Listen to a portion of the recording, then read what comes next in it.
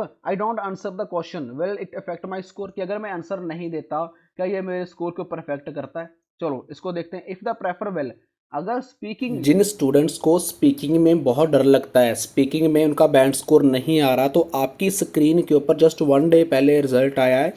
Speaking का band score देख लो, 6.5, 7.5, 8.5 हमें देखने को मिलेगा। क्यों देखने को मिलेगा? क्योंकि हम स्टूडेंट्स को गाइड करते हैं, नॉलेज देते हैं, इन्फॉर्मेशन देते हैं। और रिजल्ट की बात करते हैं, 1 डे पहले एग्ज़ाम होकर गया है। एवरी प्रूफ मैंने अपने इंस्टाग्राम अकाउंट के ऊपर अपलोड कर दिया है, आप वहाँ पर जाकर देख सकते हो। किसी भी स्टूडेंट को प्रडिक्शन प्लस मटेरियल चाहिए, आप हमें व्हाट्सएप के ऊपर मैसेज कर सकते हो।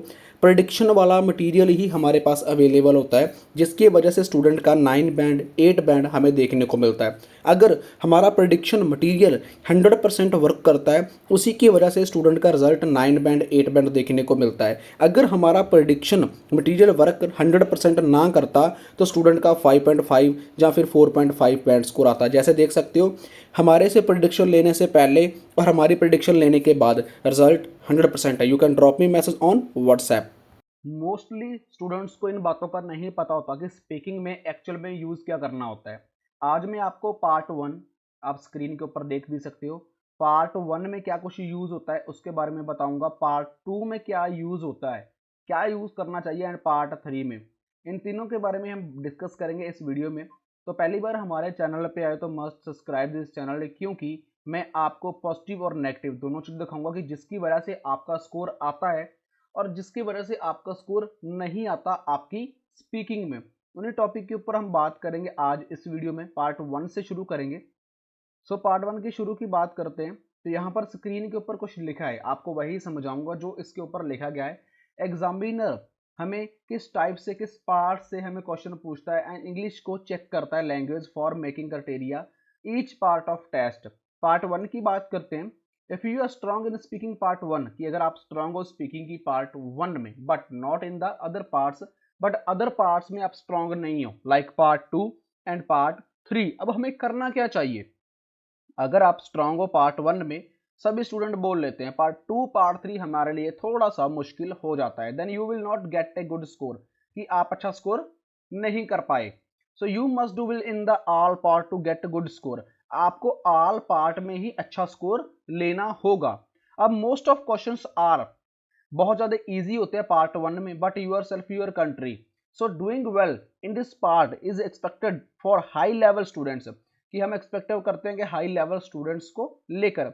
If you give very short answer, for example yes I do और no I don't, you are not providing the examiner with the good range of language assess, कि आप अच्छे वर्ड्स के साथ, अच्छी लैंग्वेज के साथ अच्छे वर्ड्स ऐड नहीं करते, so means your score is not high, कि आपका स्कोर हाई नहीं है। Part 2 it will effect your overall score, मतलब कि पार्ट 2 भी इफेक्ट करेगा आपके ओवरऑल स्कोर के ऊपर। समझ में आया मतलब क्या कहना चाहता है एग्जामिनर, कि अगर आप पार्ट 1 में बेस्ट हो, अदर पार्ट में बेस्ट नहीं हो, तो प्रॉब्लम आएगी। अगर शॉर्ट आंसर दोगे yes I do, do I don't know, या फिर लॉन्ग आंसर भी दोगे तब भी प्रॉब्लम आएगी। हमें लिमिटेड वर्ड ऐड करने होते हैं अपनी स्पीकिंग में। अब बात आती है main Q card. Q card कौन सा है हमारा? पार्ट 2। पार्ट 2 में क्या होता है? एग्जामिनर है chance still listen your English language, है ना, कि हमारी इंग्लिश लैंग्वेज के उसके पास एक चांस होता है। सो गिविंग शॉर्ट स्पीच, हमें वो स्पीच बोलता है 1 मिनट बोलने के लिए, लेस देन चांस, कि 1 मिनट है आपके पास, आपने स्पीड को उस इंग्लिश को अपने बोलना है। लेस चांस टू शो, कि हमें अपनी फ्लुएंसी को शो करना है। It is still possible get a good score with in 1 और 1.5 मिनट, मतलब कि 1-1.5 मिनट में हमारे पास एक चांसेस होता है अच्छा स्कोर लेने का। लैंग्वेज में use very good and fluency is very strong during that time, अगर आपकी फ्लुएंसी बहुत अच्छी है ड्यूरिंग दैट टाइम तो आपका स्कोर बहुत अच्छा आ जाता है। By the end of speaking part 2, examiner has rough idea for your band score, कि उसके पास एक आइडिया होता है कि अगर रफ है तो कितना स्कोर वो हमें देगा। Adding more information and details, कि हमें ऐड करनी होगी more information and details. Way offer examiner, कि वो हमें अच्छा बैंड स्कोर दे दे, किसके जरिए देगा वो? लैंग्वेज एबिलिटी के जरिए। अगर लैंग्वेज एबिलिटी हमारी अच्छी नहीं है, for example that examiner more vocabulary and fluency, vocabulary add करना जरूरी है। अगर बार बार आप एक ही वर्ड को रिपीट करोगे, वोकैबुलरी ऐड नहीं करोगे, तो स्कोर आने के कम चांसेस हैं। टॉकिंग विद फीलिंग, हमें फीलिंग के साथ बोलना होता है। एक होता है क्वेश्चन का आंसर देना, एक होता है उसको फीलिंग के साथ बोलना, मतलब कि अपने एक्सपेक्टेशंस, अपने साथ जो पास्ट में हुआ है या फिर हमने जो चीज देखी है जिसके बारे में हम बोल रहे हैं, उसके ऊपर वो डिपेंड करता है सेंटेंस कि कैसा हम दे रहे हैं। स्ट्रक्चर एंड ग्रामर, ये भी बहुत ज्यादा इंपॉर्टेंट है। अगर हमारी पास्ट में आया, हम प्रेजेंट में बोल रहे हैं, तो ग्रामर हमारी रॉन्ग है, तो हमारा चांसेस है स्कोर हमारा नहीं आएगा।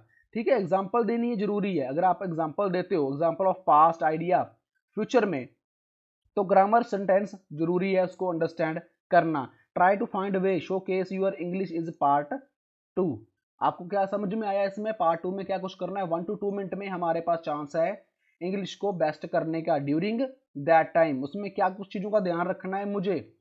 सबसे पहले ध्यान मुझे रखना है अपनी ग्रामर का, फ्लुएंसी का, वोकैबुलरी का, उसके स्ट्रक्चर का, मतलब मैं कहाँ से शुरू कर रहा हूँ, कहाँ पर मैं एंड कर रहा हूँ। ये चारों चीजें इंपॉर्टेंट है पार्ट 2 में अच्छा बैड स्कोर लेने के लिए। लास्ट ऑन पार्ट 3 की बात करते हैं।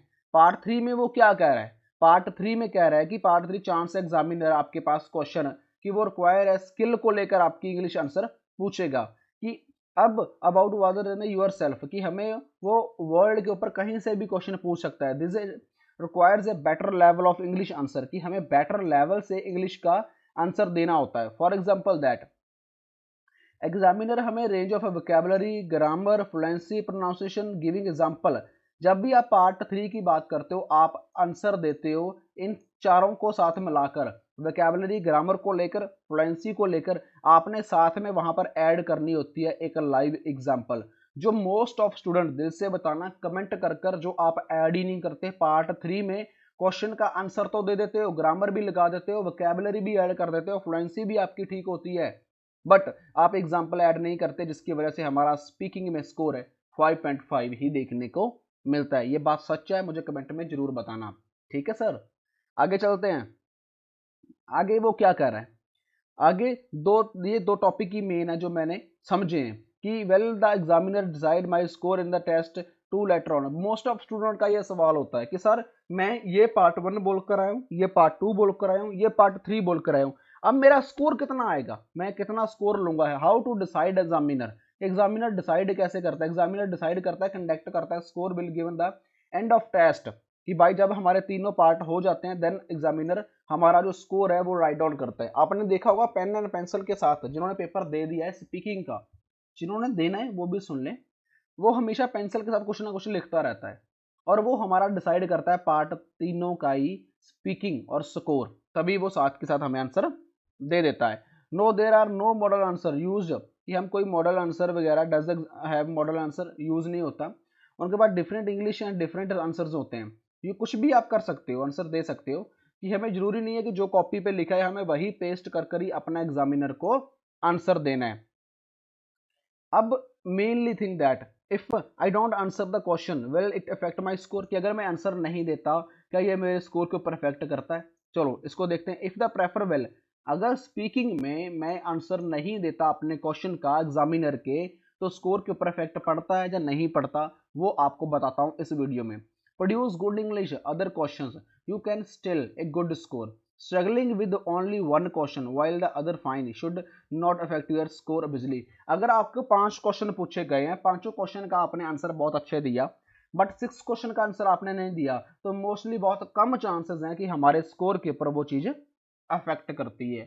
सो इस चीज से बेचिंत रहें, टेंशन ना लें, क्योंकि आपके साथ आईएलएस वाला इंडिया खड़ा है, जो आपको राइट नॉलेज के साथ, प्रूफ के साथ आपको इन्फॉर्मेशन प्रोवाइड करता है, और यही चीज स्टूडेंट का बैंड स्कोर लेकर आती है। प्रूफ आपने ऑलरेडी देख ही लिए हैं। सो ये चीजें जो मैटर करती हैं हमारी स्पीकिंग में, तो इससे आपको काफी हेल्प मिलती है हमारा स्कोर लेकर आने में। वीडियो काफी लंबी बनती जा रही है, 8 मिनट की। सो आई होप आप इन चीजों के ऊपर फोकस करोगे, इन चीजों को समझोगे, तो आपका बैंड स्कोर भी बहुत ज्यादा अच्छा देखने को मिलेगा हमारी स्पीकिंग में।